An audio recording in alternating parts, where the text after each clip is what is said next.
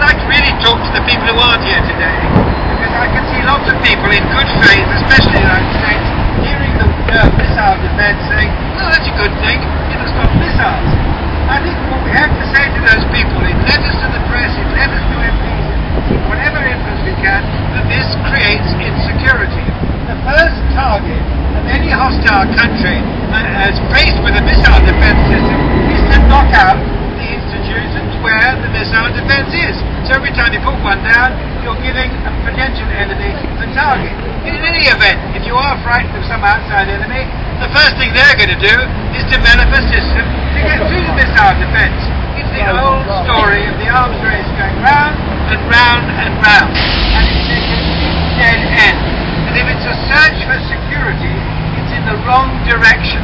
It really made me very nervous the other day when I saw about the Israeli 900-mile, 100 planes exercise in the opposite direction of Iran. It's a clear indication of what is possible and what they can do. And is Iran meant to sit on its hands waiting for this attack? And the whole thing is so unstable in the way that it's now being conducted. I've just been reading again the story of the Cuba crisis, and there was a Soviet submarine captain in 60 degrees centigrade, 4 hours under the sea, thinking a war had started, and he ordered his men to load the nuclear torpedoes. That's the kind of accident that we nearly had that would have finished us.